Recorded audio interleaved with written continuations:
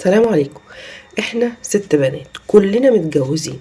السنة اللي فاتت بابا توفى الله يرحمه، ربنا يرحمه ويجعل مثواه الجنة يا رب. بعد وفاته على طول عمي جه وطرد ماما من البيت بحجة بقى ان البيت باسمه وان كان مسلفه لبابا. قعدنا احنا وجوازاتنا واتفقنا على حل مؤقت، كل واحد فينا ياخد ماما عنده 10 ايام ويصرف عليها وبعدها تروح للي بعده.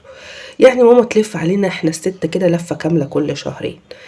سنة كاملة وماما عايشة على الحال ده، سنة وهي شنطتها دايما جاهزة، لا استقرار ولا راحة ولا أي حاجة خالص.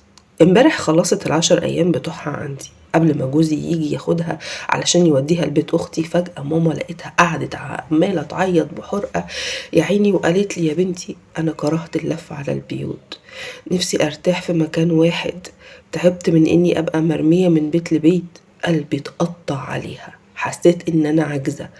وأول ما جوزي دخل حكيت له كل اللي قالته، قلت له بقولك ايه، يا ريت تسيبها معانا على طول وما تشيلش هم اي حاجه.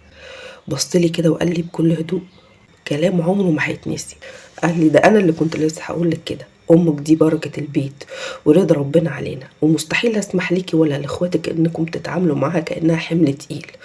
امك هتقعد معانا هنا معززه مكرمه والبيت بيتها.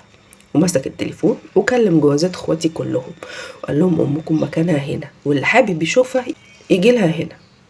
من اللحظة دي ماما روحها رجعت فيها وضحكت وارتاحت وحست بالأمان.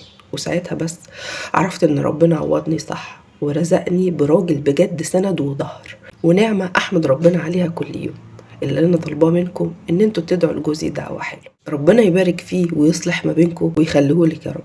زي ما بنعرض مشاكل وبنعرض سلبيات كتير، لازم برضو نعرض الإيجابيات، صح ولا إيه؟ يا رب كل زوج يبقى زي الزوج ده. يلا دعواتكم الحلوة للزوج الجميل ده في الكومنتات، وأشوفكم على خير الحلقة الجاية إن شاء الله. سلام عليكم.